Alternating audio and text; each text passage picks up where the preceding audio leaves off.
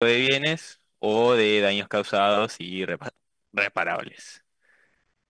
Como definición, nos da el artículo 724 del Código Civil y Comercial y lo establece como un vínculo jurídico que une a dos personas, donde una va a ser el acreedor y una va a ser el deudor. El acreedor tiene el derecho de exigirle a la otra persona el cumplimiento de una determinada conducta o una prestación que obviamente va a corresponder a un interés legítimo.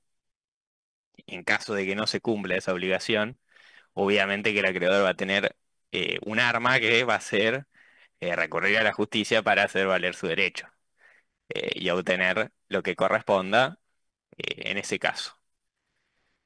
Es importante también mencionar otro artículo más, que es el 725, porque se establece que los requisitos de las prestaciones deben ser, o sea, básicamente las obligaciones tienen que ser materiales, tienen que ser lícitas, tienen que ser determinadas, no puede ser cualquier cosa, y obviamente que tiene que estar atado a una valoración económica. Debe corresponder a un interés patrimonial o, bueno, extra patrimonial del acreedor.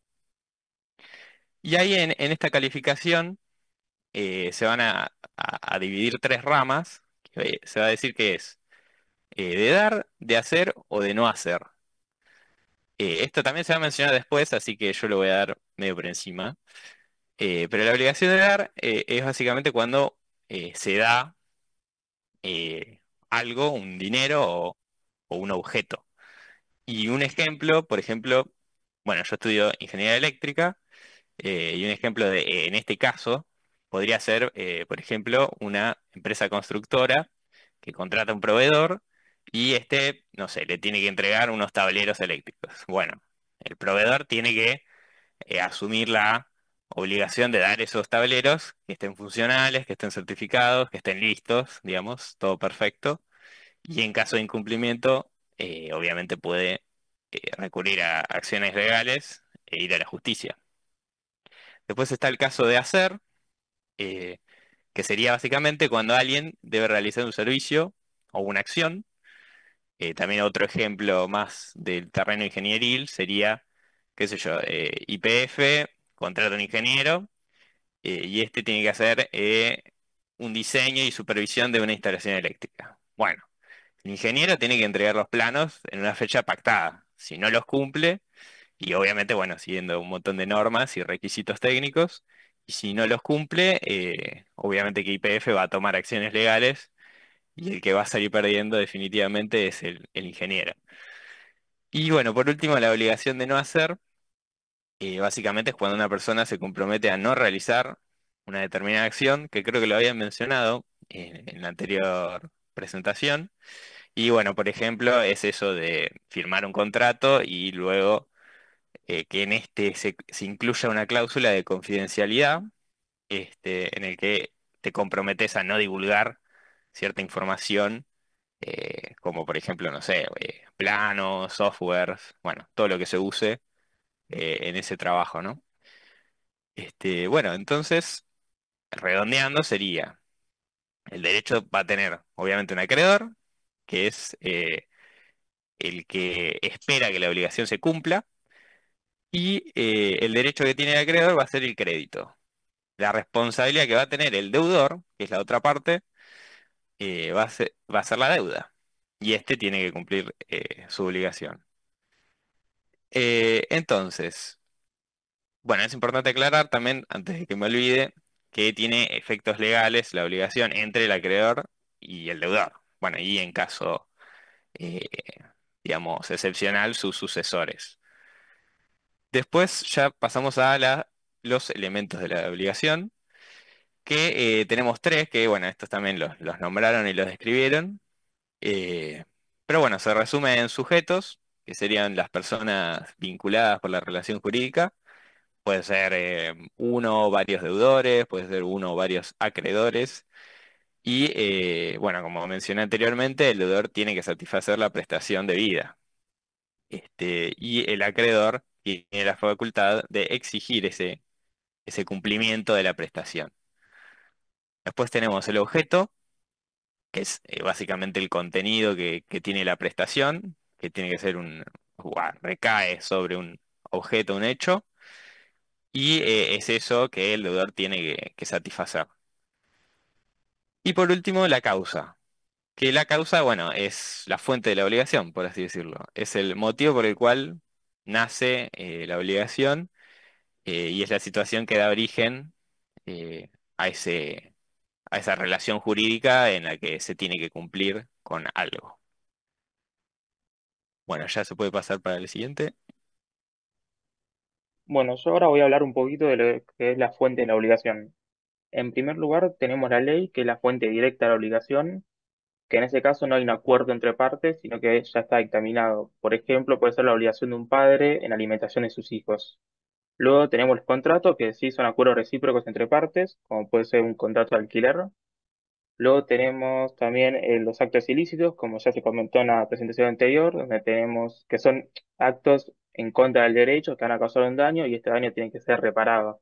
En este caso tenemos los delitos que son intencionales, donde se busca este daño, y los cuasi delitos, que son por negligencia, no son intencionados.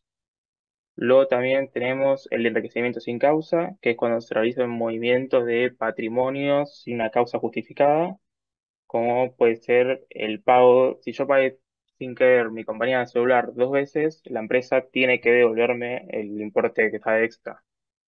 Luego también tenemos el ejercicio abusivo de derechos, que es cuando los derechos de una persona entran en conflicto con los derechos de otra persona. En ese caso también se puede causar un tipo de daño y tiene que ser también reparado. Y por último tenemos la voluntad unilateral, que básicamente es una obligación que crea la persona para sí misma, como puede ser el caso de un testamento, donde se deja claro que cuando muere se tiene que heredar a ciertos sujetos o entidades. Bueno, luego pasando a la ciencia positiva, voy a hablar un poquito de cómo está clasificado las distintas obligaciones. En primer lugar tenemos según la naturaleza del vínculo obligacional, donde se puede ir en exigibles y no exigibles. Las exigibles el acreedor puede exigir judicialmente que se cumpla esta obligación, como puede ser el contrato de alquiler, donde si no se cumple yo puedo demandar judicialmente para que se realice lo que está acordado. Y lo no exigible, que en este caso va a depender de la otra parte si acepta o no. Por ejemplo, en el caso de una donación, yo puedo exigir que se me devuelva esa donación, pero va a quedar de parte de otra parte si lo devuelve o no. Va a ser por voluntad.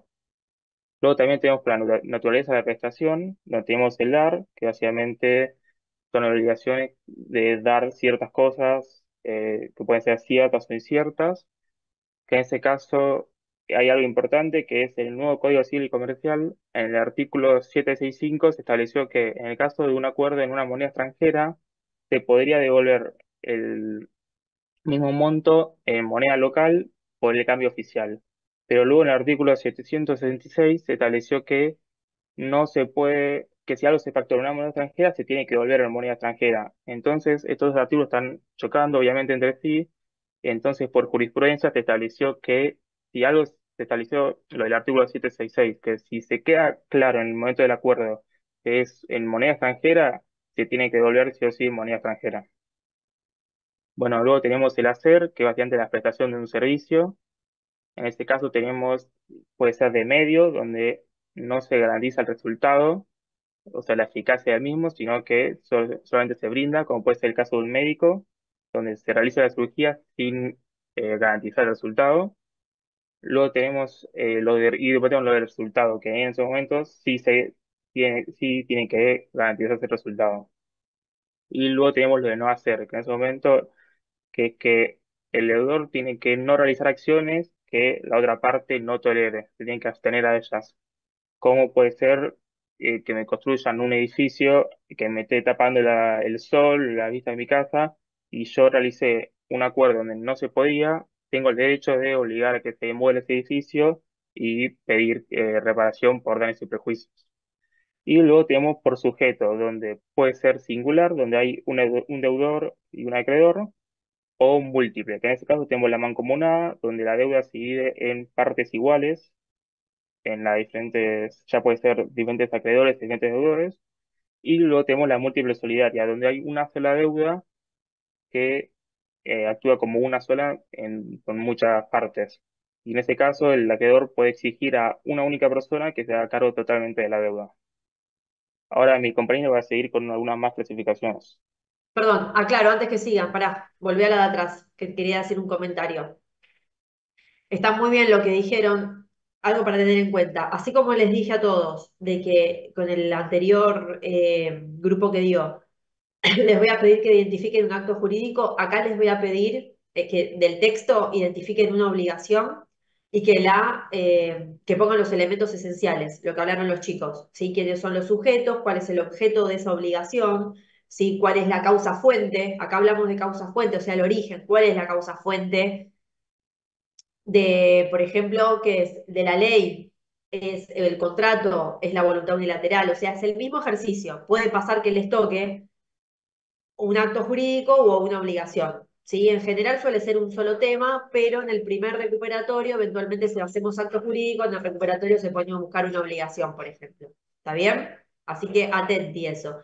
Y también lo que empezó a hablar recién Martín, la clasificación de las obligaciones, lo mismo. Si se le llegara a pedir identificar en el relato una obligación, también se le va a pedir que se la clasifique según los criterios posibles. ¿Sí? Y con relación a eso, vos, Martín, empezaste diciendo lo del vínculo obligacional, exigibles, no exigibles. Acá tiene que ver, que creo, no sé si lo mencionaste, pero por las dudas lo hago, de que si son civiles o morales.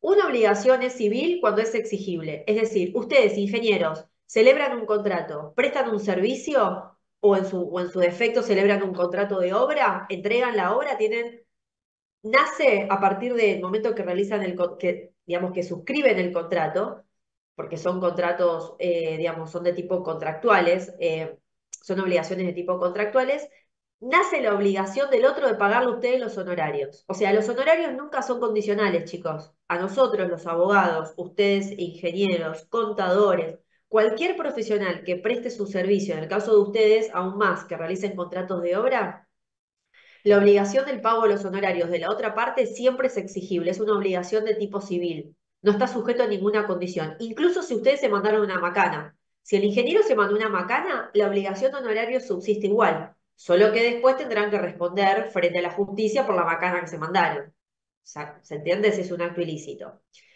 En el caso de las obligaciones, se tornan no exigibles, o sea, son obligaciones porque se las llaman como morales. Tiene que ver sobre si yo tengo que exigirle a la otra parte el cumplimiento de una prestación. Yo soy la acreedora en este vínculo, en esta relación jurídica. Le tengo que exigir a mi deudor que me pague X cantidad de suma de dinero. Y yo la verdad que me duermo en los laureles, no lo hago en tiempo y en forma. Hay algo que se llama en el derecho que es prescripción, prescribe la causa. Les doy un ejemplo. Si a mí me despiden del laburo, o a cualquiera de ustedes lo despiden del laburo, tienen un plazo para iniciar el juicio laboral de 2 años desde la fecha del distracto, desde la fecha del despido. Si pasado los 2 años yo no inicié el juicio laboral, no lo puedo hacer a los 10 años. Prescribió la causa. O sea, yo tenía derecho a reclamar, sí, pero no hice uso de mi derecho. Entonces prescribió la causa. En ese caso, la obligación de ese empleador ya no se torna exigible de pagarme la indemnización, porque yo no cumplí en ejercer mi derecho de defenderme para que él me pague lo que me tenía que pagar. ¿Se entiende la diferencia? Entonces, si ese empleador es muy copado, que no va a pasar nunca, y me quiere pagar igual, es una obligación de tipo moral. Lo paga porque quiere, no porque está obligado judicialmente porque la causa prescribió.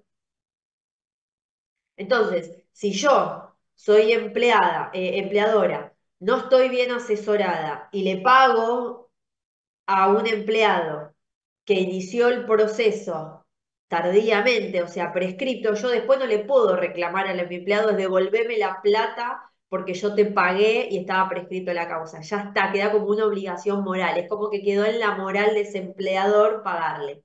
¿Se entiende la diferencia? Entonces, la no exigibilidad del vínculo no tiene que ver con que hay vínculos que no son exigibles. Cuando existe una relación jurídica entre acreedor y deudor, todos los vínculos son exigibles. Todos. O sea, el vínculo obligacional es exigible porque hay obligaciones recíprocas. Contrato de compraventa. ¿Cuáles son las obligaciones? La obligación principal del comprador, pagar el precio por la compra de ese inmueble. ¿Cuál es la obligación del vendedor? Entregar el inmueble. Esas son las obligaciones. ¿Sí? Por ejemplo, en un contrato de compraventa de un inmueble. son exigibles desde el momento que firmo el contrato.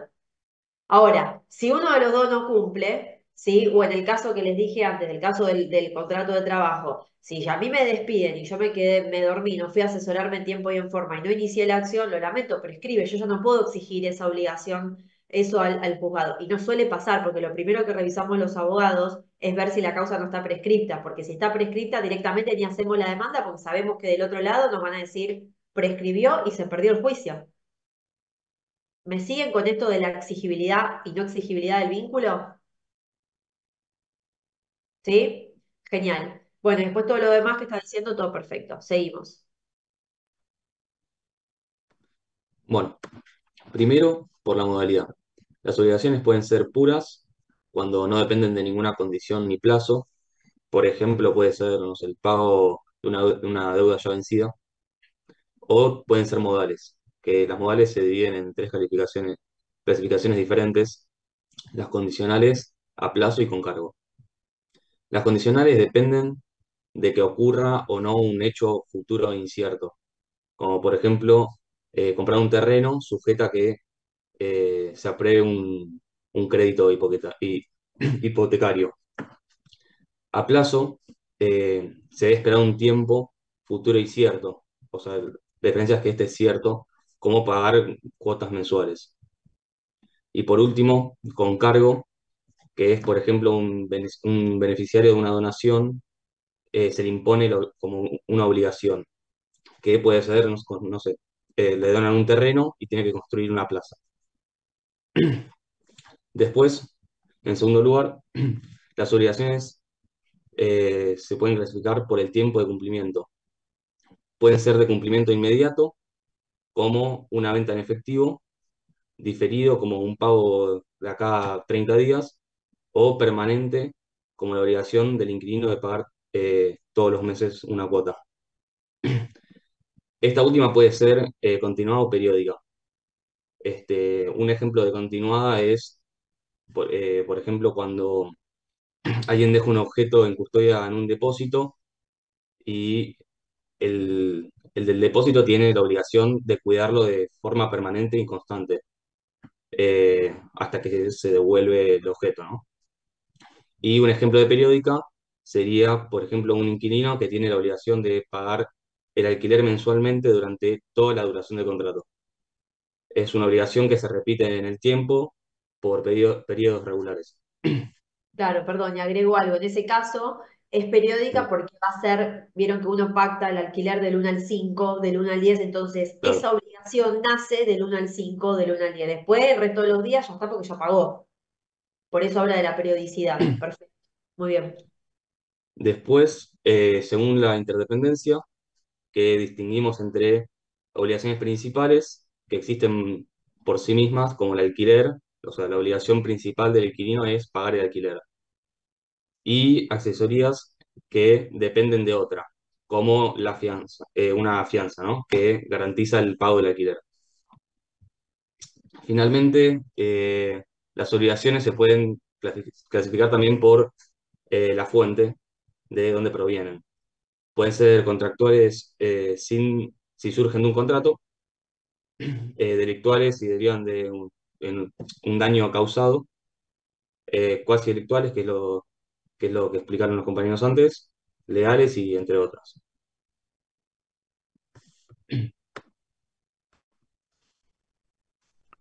Bien, para hablar un poco de los efectos de las obligaciones, es decir, qué resultados o atribuciones tienen.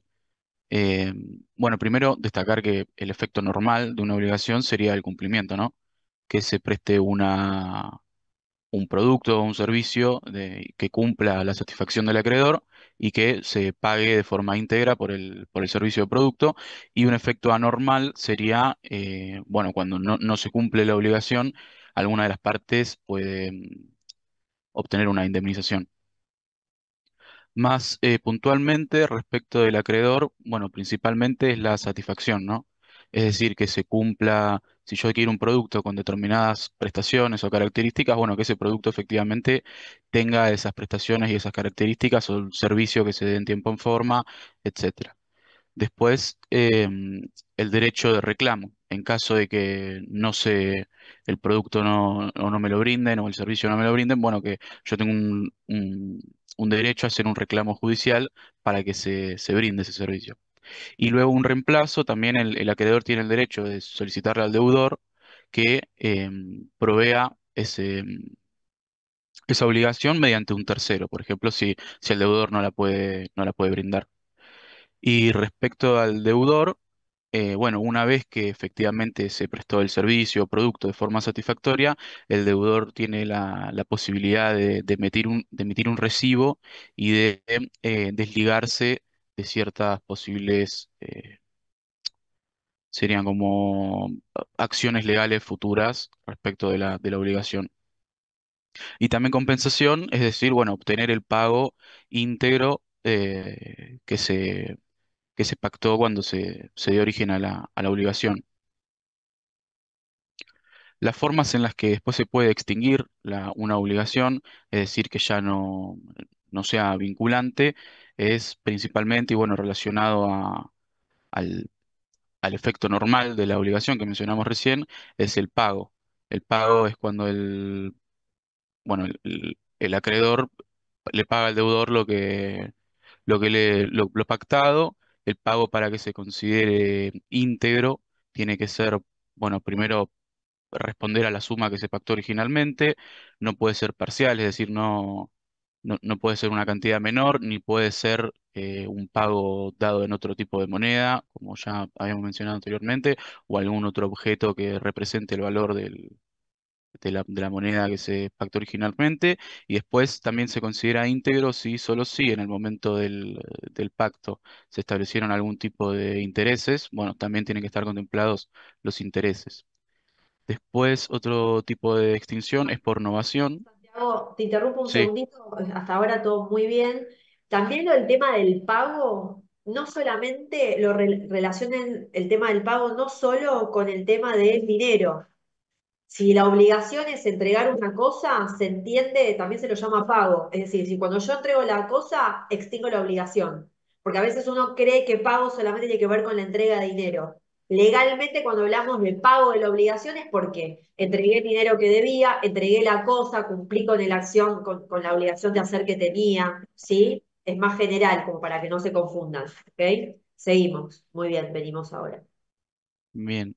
Después, bueno, la novación básicamente es un cambio en la obligación, que la obligación original se extingue y nace una nueva en la que, por ejemplo, se modificaron, la modificación puede ser objetiva, es decir, se modifica el objeto de la obligación, o subjetiva, se modifican las partes.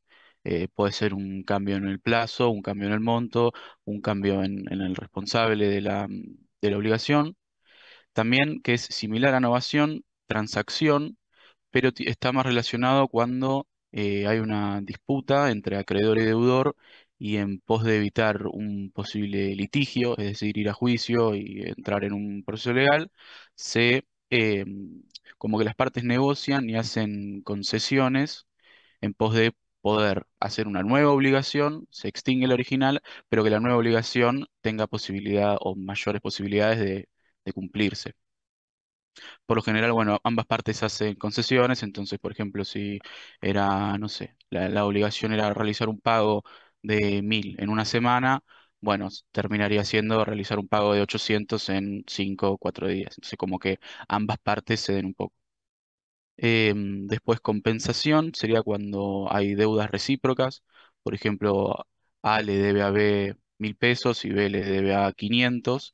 Bueno, como son deudas recíprocas, se cancelan y se mantiene, o quedaría la deuda original de 500 de A a B.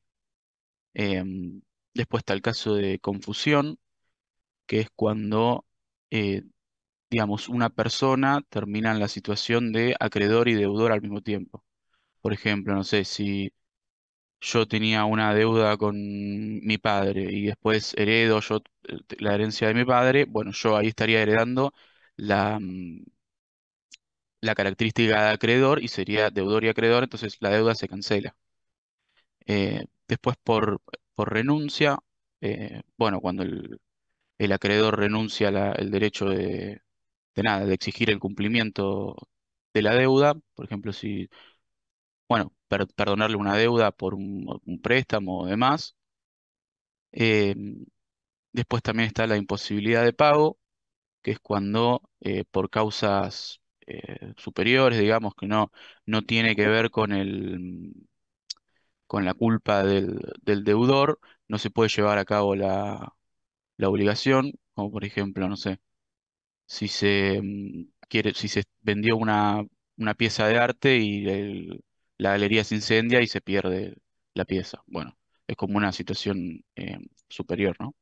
Y Perdón, después, o lo que sí, pasó, perdón, Santiago, lo que pasó en pandemia, que cuando habían celebrado un montón de contratos y, por ejemplo, un contrato de obra, esto de la obra de arte, vos tenías que entregarlo en un contexto de pandemia, había imposibilidad de pago, no podías entregar la obra porque había una situación excepcional que impedía que vos pudieras transitar libremente. Entonces, en ese caso, podría, no, en esos supuestos, se le tendría que atribuir la responsabilidad a quien era el deudor, que era quien tenía que entregar la obra. ¿Me siguen? Porque hay imposibilidad de pago. O sea, yo no te puedo entregar la obra porque hay una situación, de contexto de pandemia donde no puedo transitar libremente por la Argentina. Eso también se invocó en algunos supuestos. ¿Sí? Bien. bien. Y después por último, la dación en pago, que es cuando el acreedor acepta una prestación distinta a la pactada originalmente en orden de, bueno, de extinguir la obligación original.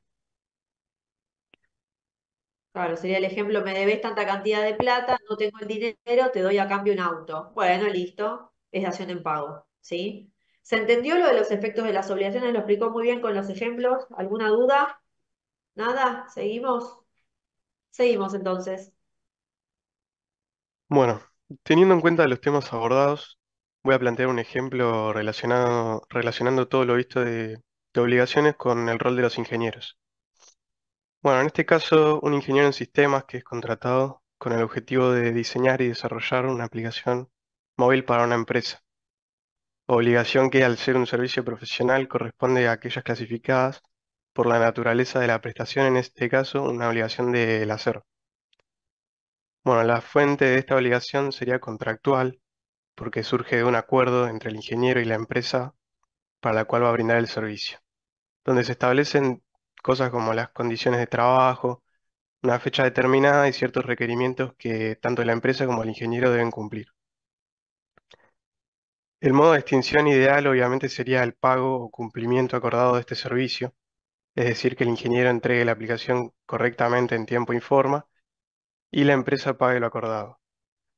Pero en caso de que alguna de las partes no cumpla con lo pactado, se da un incumplimiento contractual. Como consecuencia, si es que se prueban los daños patrimoniales ocasionados y la otra parte es imputable, se podría generar a través de la vía judicial una indemnización en favor de quien fue perjudicado. Esto con el objetivo de volver la situación del damnificado a como era antes del hecho dañoso. Se menciona, bueno, que la otra parte sea imputable porque hay tres casos en los que el incumplimiento es inimputable. Caso de fuerza mayor donde el hecho no pudo ser previsto ni evitado, en casos de imposibilidad de pago a pesar de la buena fe del deudor y en casos de que la prestación se torne excesivamente onerosa por acontecimientos ajenos a las partes. Bueno, hablando más particularmente de una de las obligaciones dentro de este caso, sería la obligación que tiene el ingeniero en desarrollar la aplicación para la empresa, donde el ingeniero es el deudor y la empresa es el acreedor. El objeto sería el diseño y desarrollo de la aplicación, el cual ya sería determinado previamente, además de que obviamente es posible y también lícito. La causa sería lo que fue acordado en el contrato. Y bueno, en su mayoría los ejemplos de ingenieros en este caso son similares, lo que cambiaría es el servicio prestado, pero se mantienen los mismos principios jurídicos que regulan estas obligaciones, que sería el acuerdo entre partes, la obligación de cumplir y la responsabilidad en caso de incumplimiento.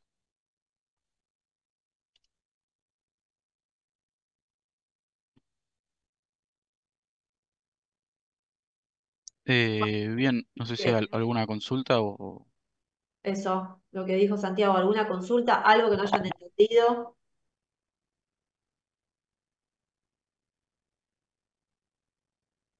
Bueno, les doy la devolución. Me gustó el uso del vocabulario, me gustó mucho el PowerPoint. Me pareció muy original cuando hicieron la parte eh, de las causas fuente de la obligación, de las obligaciones, los dibujitos que hicieron, me pareció muy creativo, muy original. Está muy bueno lo último que también habló Emiliano, el tema de los ejemplos aplicados a la ingeniería, que esto, nada, chicos, esto es un ejercicio de ahora en adelante, lo que hicieron acá los chicos y el otro grupo también, siempre ejemplos aplicados a su especialidad sobre todo, ¿sí?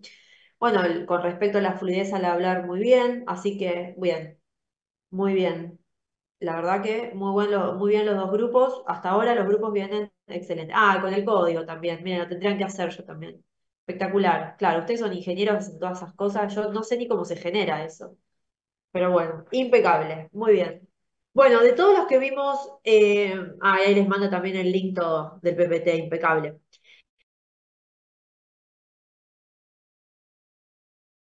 Profe No está se- muteada. Ahí está. Perdón, ¿no se escuchó nada de lo que dije?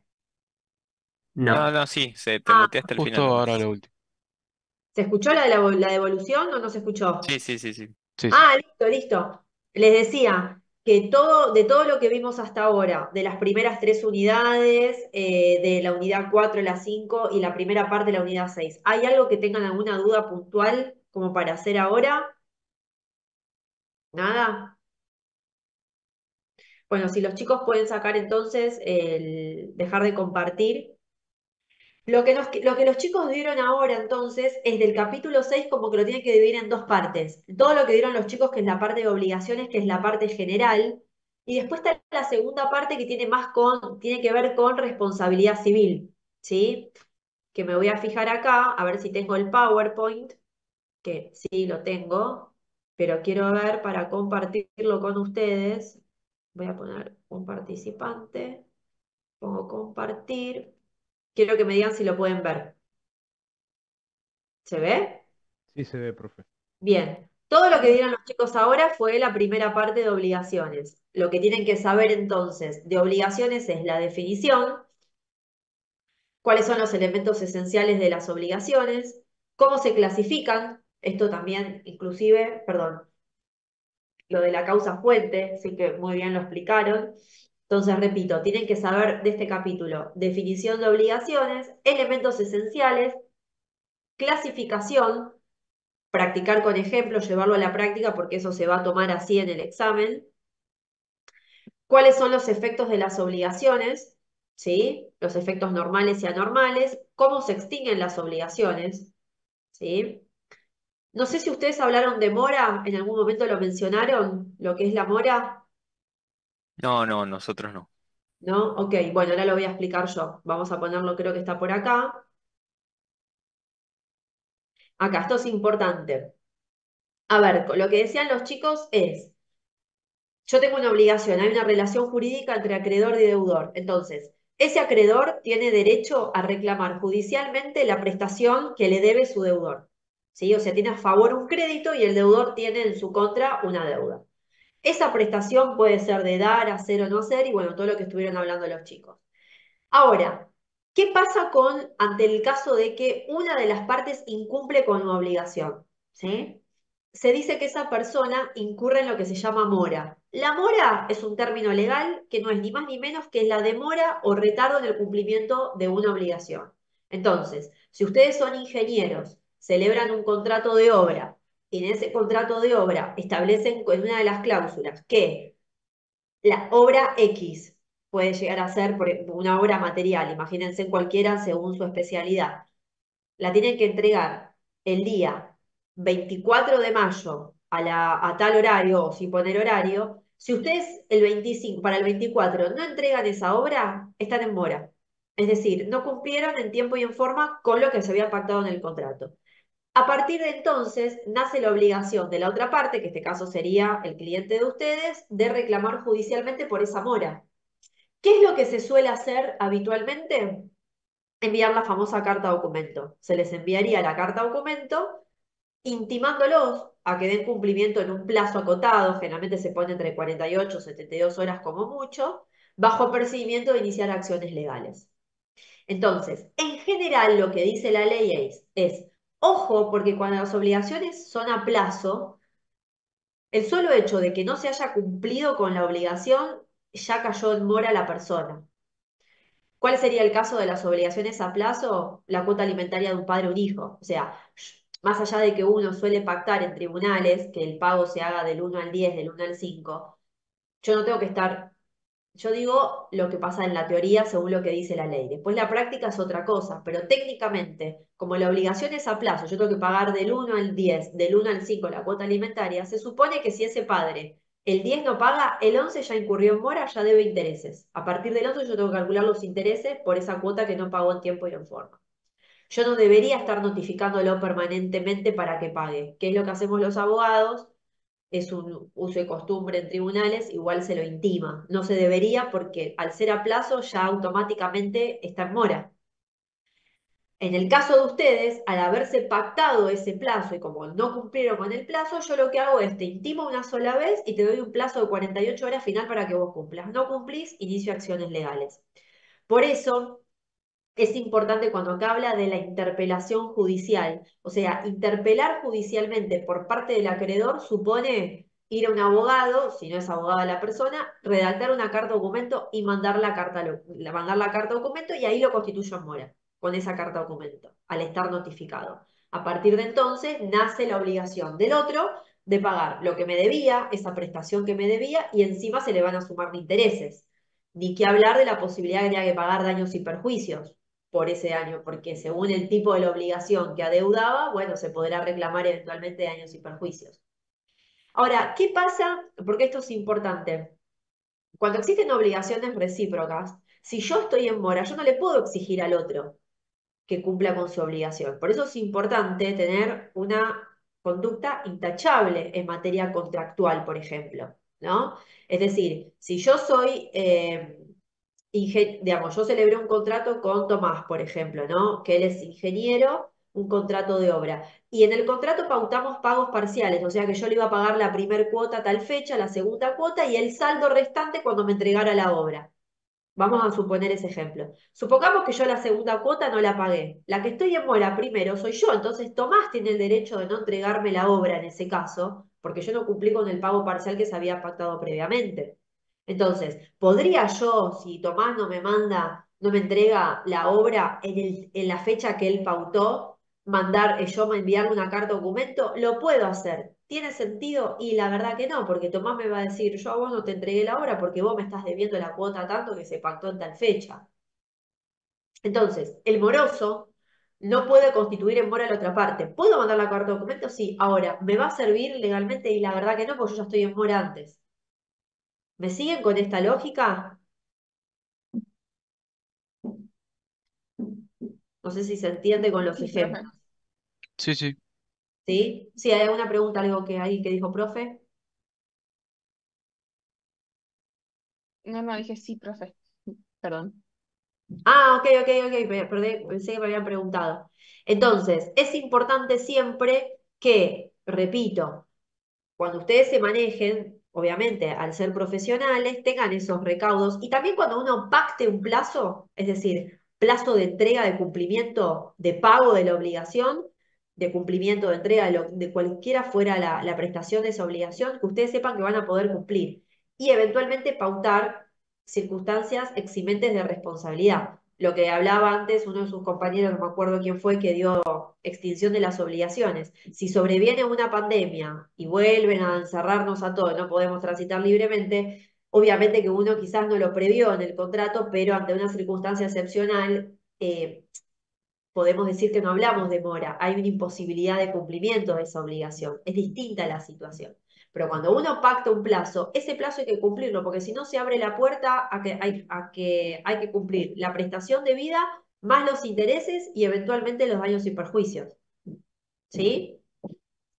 Bien, aclarado esto, más todo lo que dieron los chicos, tendrán que entonces saber la definición de obligaciones, eh, la causa fuente de las obligaciones, elementos esenciales, clasificación, llevándolo a la práctica, qué es la mora, efectos de las obligaciones y la forma en que se extinguen las obligaciones. Eso es la primera parte. Ya en la segunda parte nos metemos en lo que hablamos de responsabilidad civil. Esto es un tema que está bueno, porque aparte ustedes, nada, también van a manejar mucho este tema. En materia de responsabilidad civil, digamos, nuestra legislación habla de dos tipos de responsabilidad civil, la contractual, extracontractual. La palabra contractual a ustedes por lo que ya vienen sabiendo, ya les da a entender de que tiene que ver con que hay un contrato de por medio. O sea, ustedes, ingenieros, celebran un contrato según su especialidad de servicios con otra persona. ¿Sí? O sea que ya hay una obligación preexistente. Ustedes cuando firman un contrato, automáticamente nacen obligaciones de ustedes y nacen las obligaciones del otro. ¿Estamos?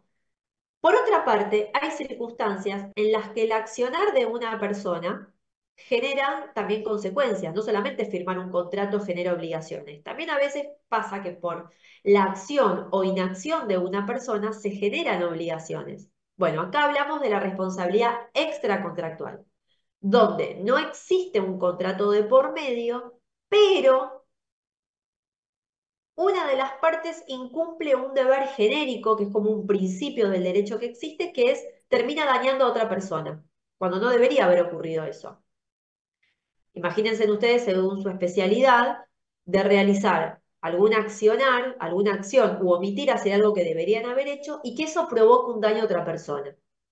En el ejemplo que había dado una de las compañeras del grupo anterior, esto de que el ingeniero civil que construye un puente y no controla cuáles eran los materiales, o sea, los materiales que se utilizaron para hacer ese puente y ese puente termina colapsando. Bueno, evidentemente hay un caso de negligencia que no controló lo que debería haber controlado y se violó digamos, el deber genérico de no dañar a otra persona. O sea, hay un caso de responsabilidad extracontractual para todas aquellas personas que estaban manejando y que justamente pasaron cuando el puente quedó medio roto ahí colapsado.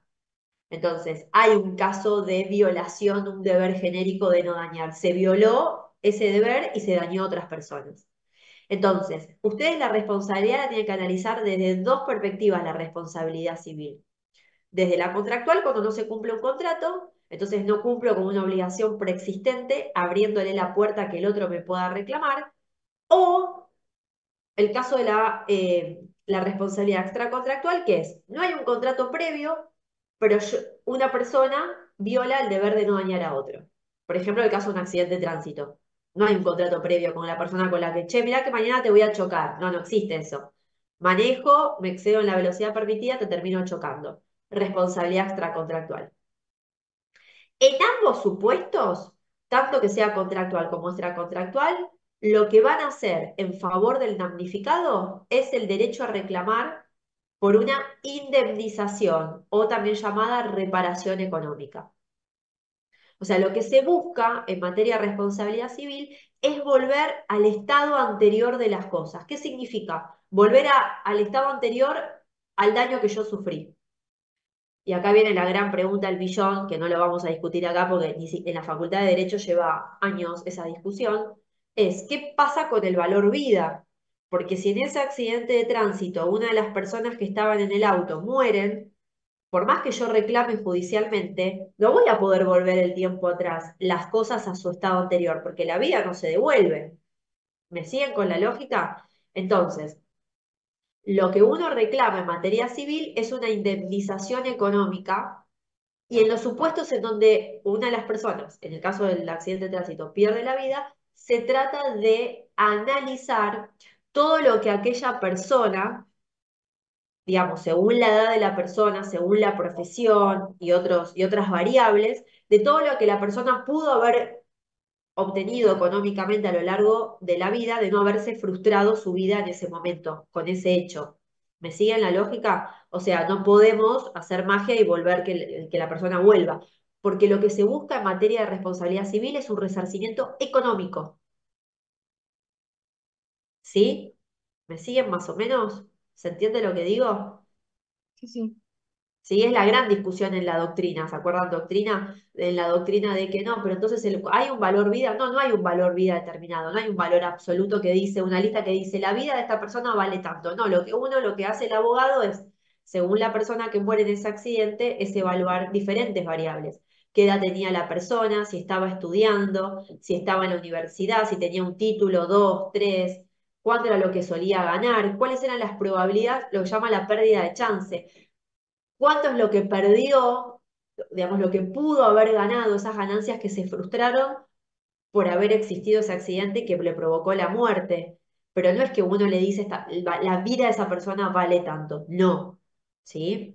Pero sí sepan ustedes que tanto en materia por un incumplimiento contractual como por un incumplimiento extracontractual, el objetivo es reclamo judicialmente en el fuero civil para obtener un resarcimiento económico.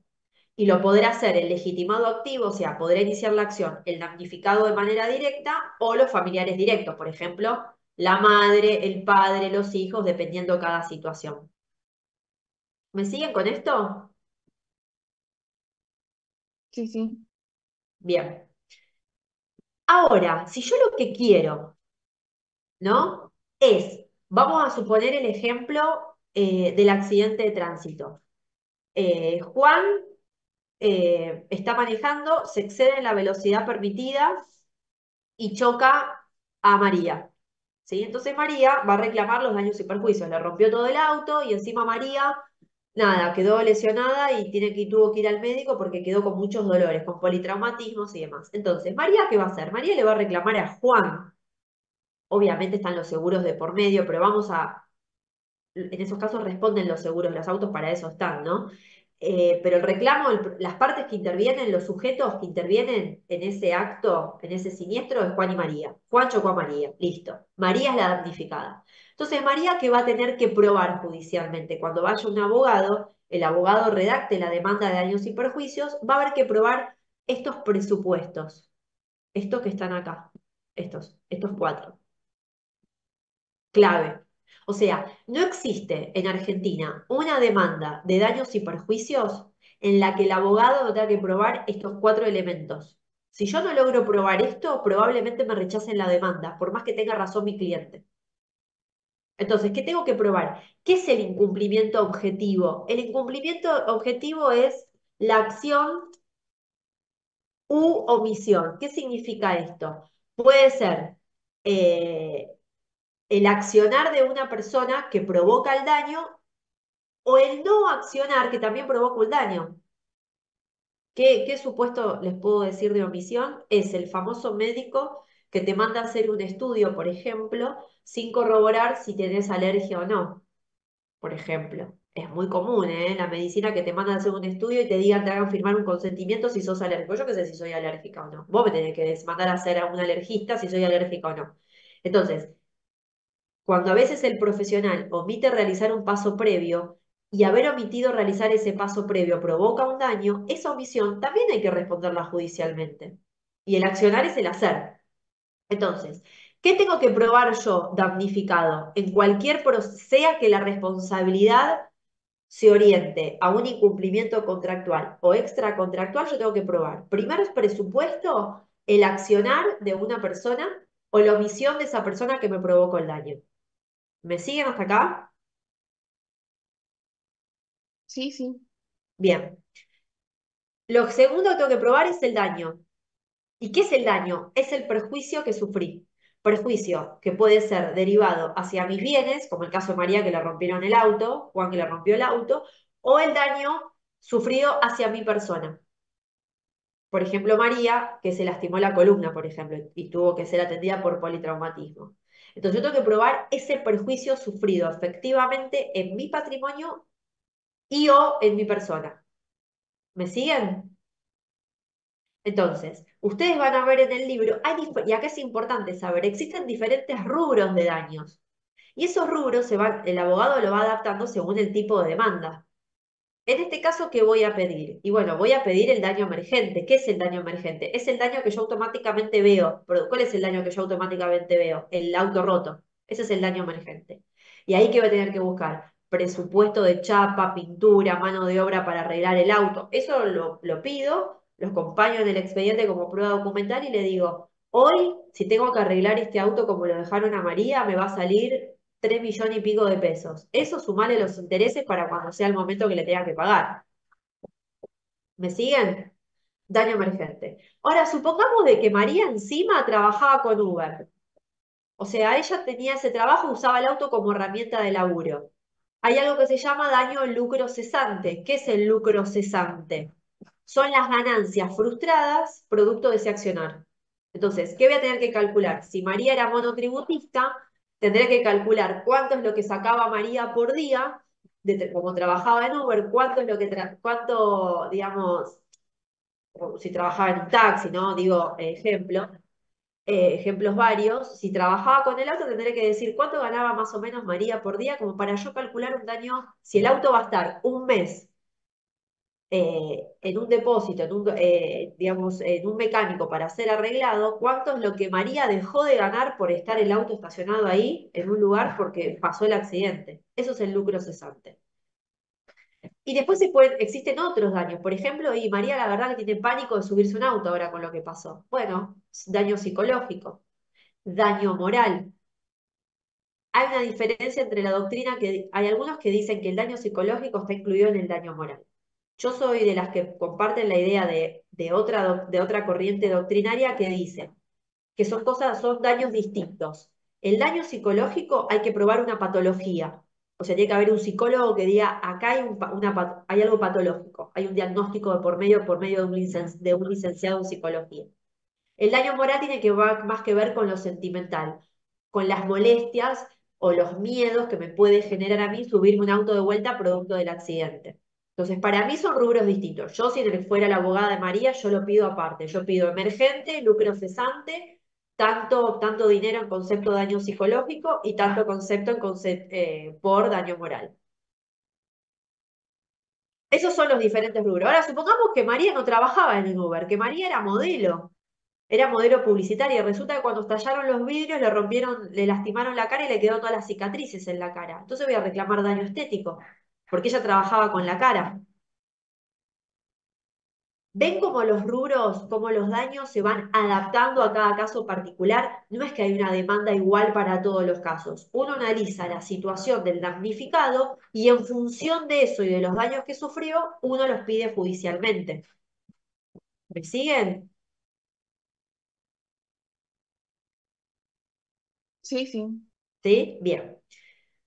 Una vez que yo detallo, entonces, detallo bien cómo fue el accidente, que sería el caso del incumplimiento, la acción, detallo bien todos los daños que sufrió María, tengo que probar esa relación de causalidad. O sea, tengo que probar que este daño, que esta acción, que el accionar de Juan, que como manejó Juan, fue el causante de este daño y no fue otra cosa. Esa es la relación de causalidad, que es lo que hablamos con el grupo anterior que dio primero hoy. Hubo un daño, hubo una acción, y esa acción fue la causante directa de ese daño, de todos los daños de María. Porque si no es así, no lo puedo reclamar. Vamos a suponer que María tenía un problema ya en la columna. Entonces, si ya tenía un problema en la columna, yo no lo puedo reclamar. Quizás lo que puedo reclamar es que producto del accidente, ese problema se agravó.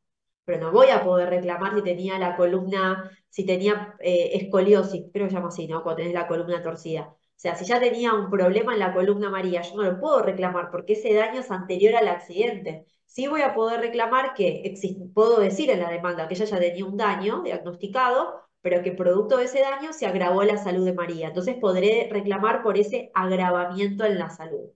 Eso es la relación de causalidad. ¿Me siguen? Sí. Y lo último es el factor de atribución. ¿Qué es el factor de atribución? Es como yo le atribuyo la responsabilidad al que provocó el daño. ¿Cómo atribuyo esa responsabilidad? Y hay dos tipos de factor de atribución. Anoten.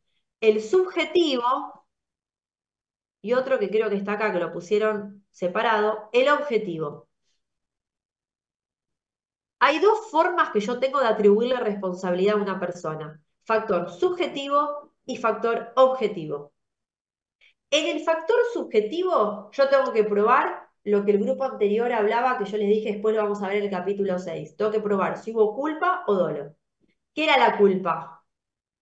Si actuó Juan con imprudencia o actuó con negligencia, si se excedió en la velocidad permitida o hizo menos de lo que debería haber hecho. Eso es la culpa. O tendré que probar el dolo. Y Juan realmente tuvo la intención de dañarla porque María era la ex, entonces tuvo la intención de dañarla. La quería matar. Factor, no estamos hablando en penal, estamos hablando en civil, ¿eh? Ojo, no nos mezclemos. Entonces, el factor de atribución subjetivo tiene que ver con probar que el sujeto quiso realizar ese acto. Lo hizo con fue imprudente o fue negligente o lo hizo con intención de dañar. ¿En qué tipo de proceso se suele utilizar mucho el factor de atribución subjetivo? En la mala praxis médica. Se suele utilizar, o sea, y en general es muy raro probar el dolo, o sea, es muy raro probar que un médico tuvo intención de matar a un paciente, ¿sí? Lo que se suele estilar más es probar la negligencia de ese médico o probar, por ejemplo, digamos, la imprudencia del médico, ¿sí? Entonces, el factor de atribución subjetivo suele ser un factor que los abogados solemos pedir mucho en las demandas contra los médicos por mala praxis médica, ¿sí? También se puede pedir contra cualquier profesional la mala praxis, ¿eh? O sea, puede ser contra un ingeniero, contra un arquitecto, donde hubo, inclusive contra los propios abogados. O sea, si un cliente consideró que el accionar del abogado le provocó daños porque trabajó mal, hizo mal su trabajo, nos podrán iniciar una acción por daños y perjuicios porque actuamos negligentemente asesorándolo. O sea, el factor de atribución subjetivo suele ser utilizado para los profesionales, sobre todo para la mala praxis médica, pero en todos los casos. Y el otro supuesto, el factor de atribución objetivo, acá se lo llama responsabilidad indirecta. ¿Por qué es indirecta? Porque acá yo no tengo que probar la culpa de nadie. Yo no tengo que probar la culpa de la otra persona. No me importa si tuvo la intención o no de dañarme o si actuó negligentemente. Acá lo que importa es que hay un daño que se provocó. Entonces, el otro, a quien yo le atribuyo responsabilidad, tendrá que probar la ruptura del nexo causal. O sea, tendrá que decir, che, la verdad que acá yo no fui responsable. Acá la responsable fue la víctima. O sea, María, yo la atropellé a María porque María cruzó mal la calle. Vamos a suponer de que el caso que María cruzó mal, no estaba en el auto, otro supuesto, María cruzó mal y Juan la atropelló. No la mató, pero quedó mal María. Entonces, en ese caso, Juan, para eximirse de responsabilidad, podrá probar de que en realidad María cruzó mal, fue culpa de la víctima, y como cruzó mal, bueno, se produjo el accidente porque él venía bien. Entonces, ahí hay un caso de responsabilidad indirecta. En el factor objetivo, yo no tengo que probar la culpa de la gente, o sea, de la persona que provocó el daño. Lo que tengo que hacer es como que le tiro la pelota al otro. El otro, si yo atribuyo una responsabilidad objetiva, el otro tendrá que probar que fue culpa de la víctima, que fue culpa de un tercero por el cual no responde, o que fue un caso fortuito. Y no sé, justo yo estaba manejando, se empezó a inundar la calle de la nada, se me fue el auto, justo cruzó esta señora y yo la terminé atropellando, pero yo venía bien. Bueno, empezó a llover de golpe, que pasó, ¿no? O sea, que se empezó a inundar de la nada las calles, bueno, y pasó esto. Entonces ahí sería un caso fortuito, un caso de fuerza mayor que lo exime de responsabilidad. Lográs romper la ruptura del nexo causal, lo lográs hacer. ¿Dónde se suele usar mucho el factor objetivo? Ahí los dicen, en los daños que son causados por las cosas que se sirven, de las cosas que se sirven, por ejemplo, el caso de los autos. En los accidentes de tránsito se suele utilizar mucho el factor objetivo de responsabilidad.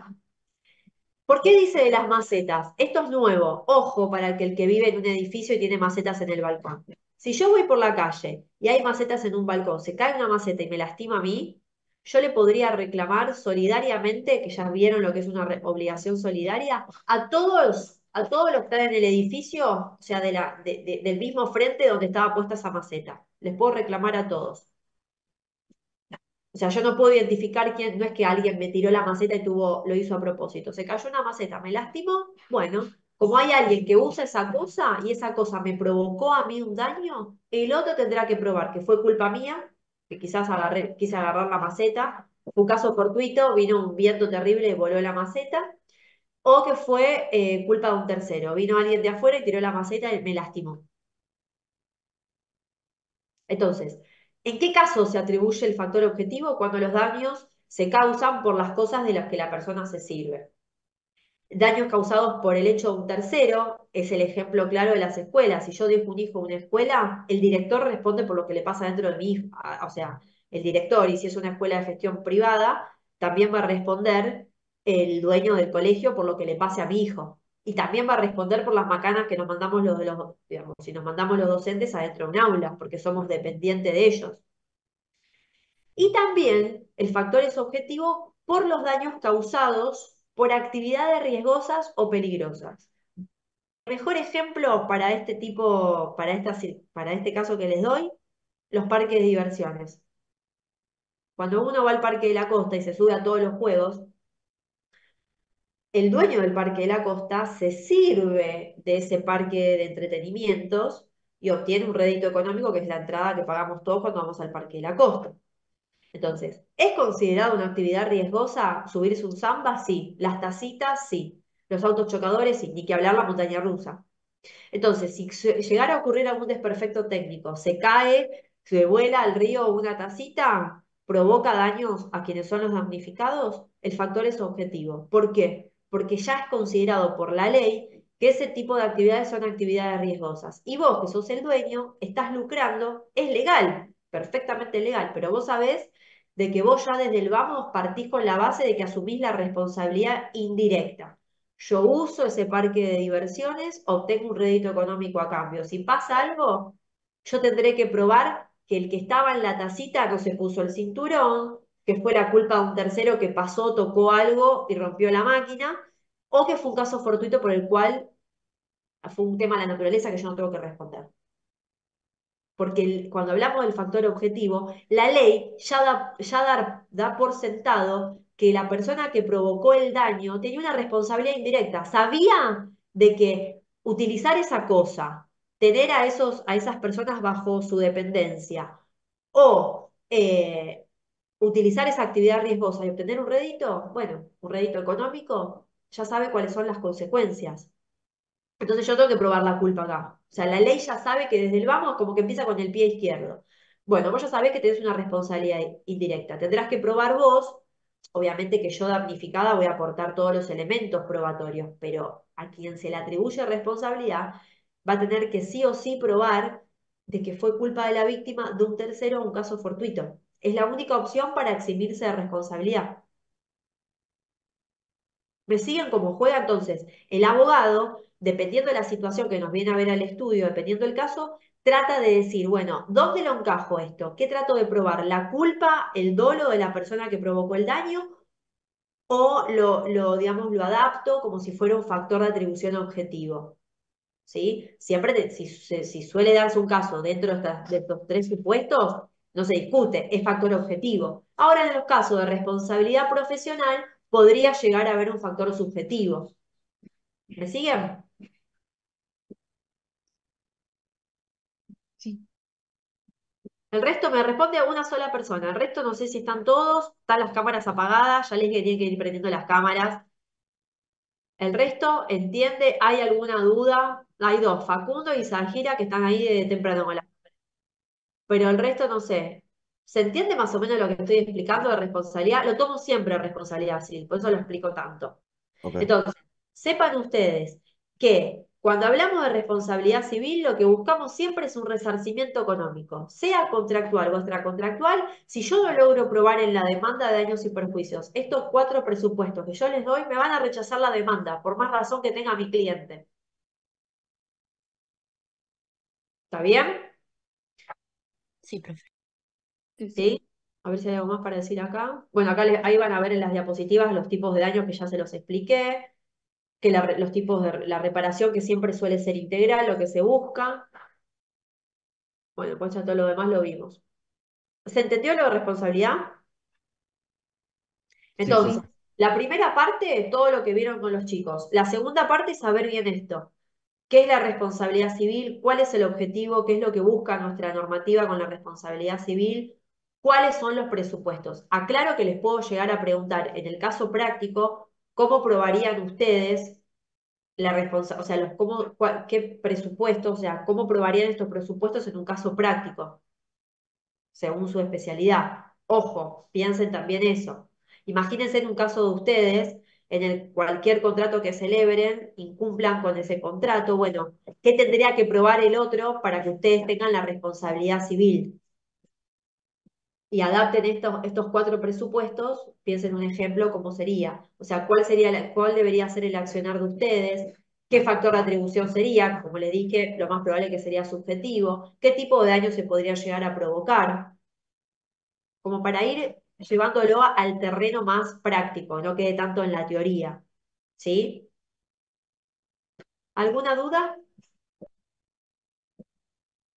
No, profe, por ahora no. ¿No? Ok, No. entonces, vamos a dejar acá, lo que voy a hacer es tomar lista y nosotros tenemos, la semana que viene tenemos feriado, venimos de feriado en feriado, después vamos a extrañar para los feriados. Tenemos feriado, con lo cual tendríamos que ver la otra clase, que no me acuerdo qué es, a ver, díganme ustedes la fecha, esperen que busco acá en el celular. El 8 sería. Sí, porque la semana que viene es primero, ¿no? Sí, el 8. Perfecto. El 8 de mayo retomaríamos con la clase que, si mal no recuerdo, también es virtual, igual después lo corroboran. Y ayer me había mandado un grupo, un mail, que no me acuerdo quiénes son, necesito que se queden dos grupos. Los que me mandaron ayer para darles el próximo tema, bueno, y otro grupo más porque tenemos que dar capítulo 7 y capítulo 8, o sea, derechos reales tenemos que dar y empezamos con contratos. Así que yo voy a tomar lista y les voy a pedir que se queden dos grupos, ¿sí? De los que quieran dar. Si no, después se los mandaré por mail, pero nada, eso. ¿Están los dos grupos? El que me pidió ayer es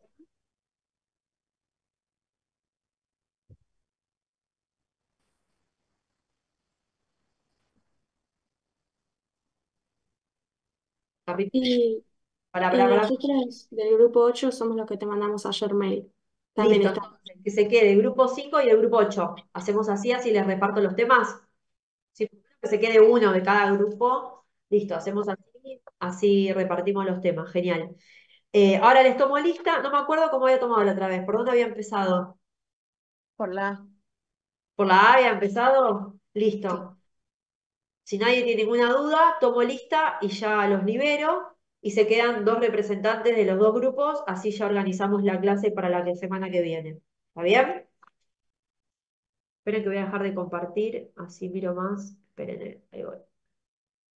Ahí vamos. Bueno, Udave. Presente. Buenísimo. Suárez. Suárez Camila. Presente. Soto y Nostroza, Tatiana. Presente, profe. Buenísimo. Silvera Micaela. No. Salguero Santiago. Presente. Creo que.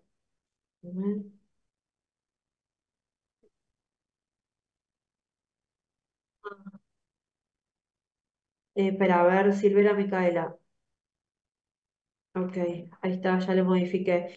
Bueno, Salguero Santiago dijo presente. Sailer Quintana, también. Presente. Sí. Saber y Facundo, Presente, profe. muy bien.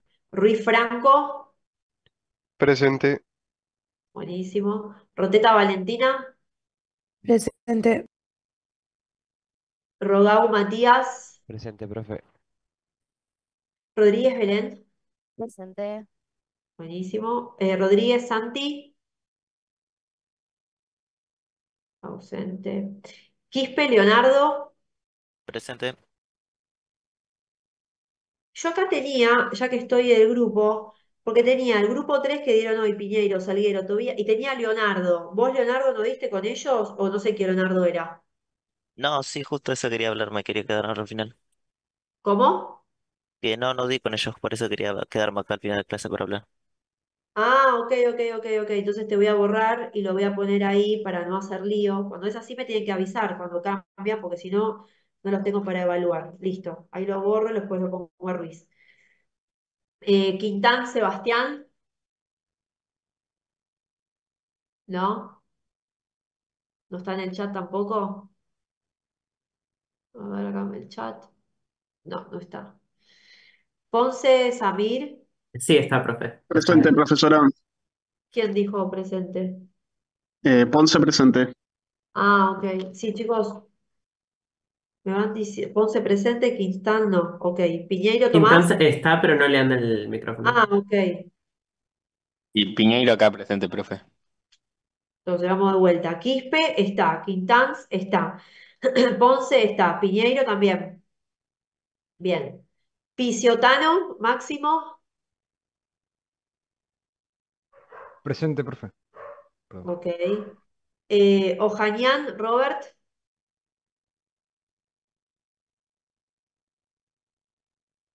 ¿no?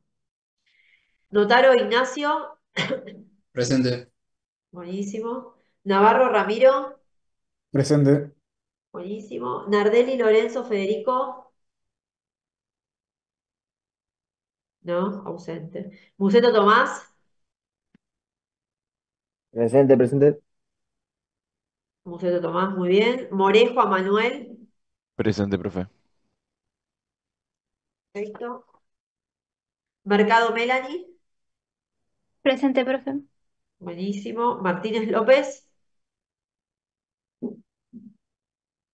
¿no?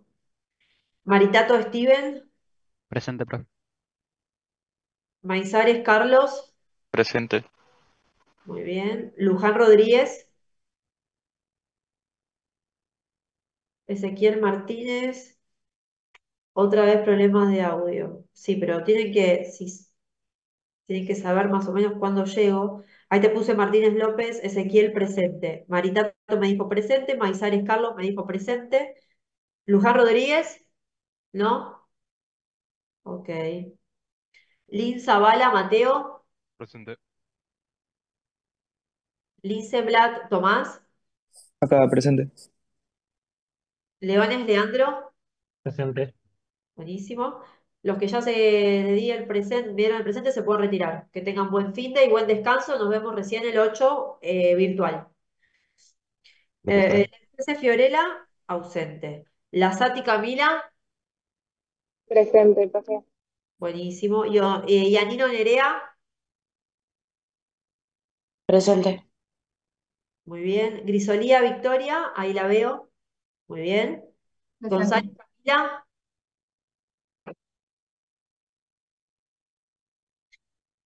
García Beizaga Catherine, también presente, que hoy dio. Freite Torres. Presente. Ok. Franco Federico, ausente, imagino. Flores Maquera, Presente, profesora. Feliciani Tiffany, Presente. buenísimo. Durén Tobías, estaba presente, ¿no? Sí, sí, porque dio. Presente. Durán Vidaurre, ausente.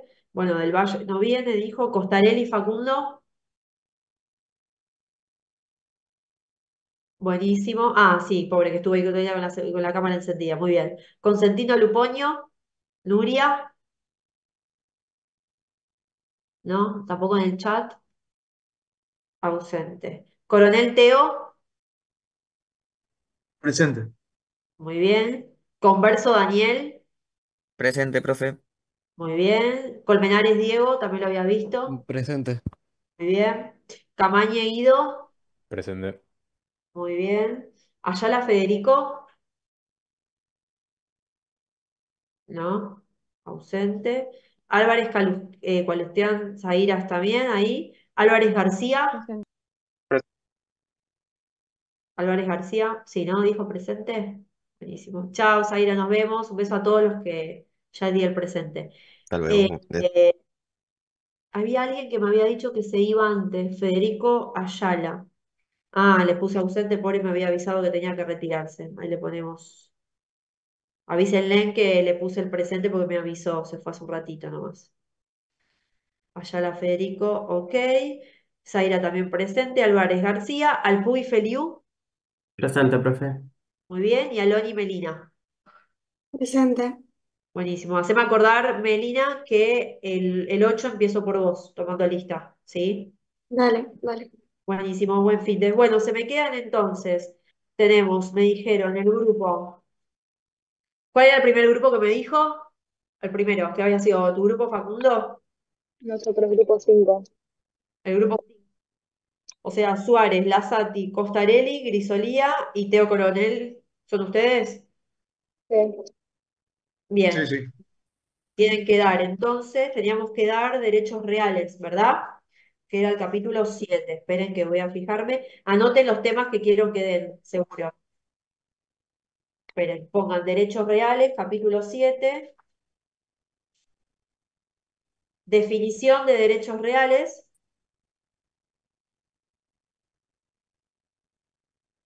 Su diferencia con derechos personales.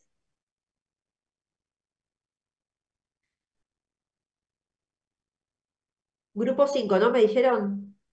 Ahí está, les pongo acá la fecha.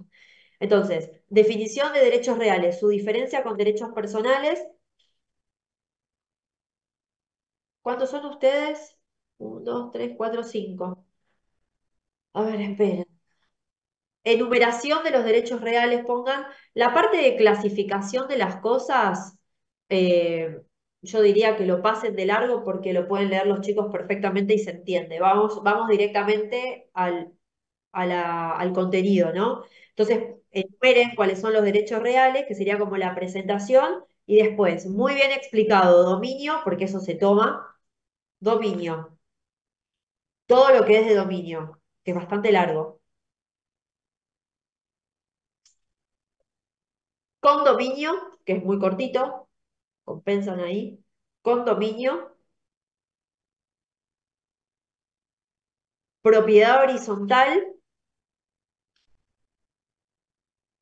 prenda e hipoteca. Todo eso. Perfecto.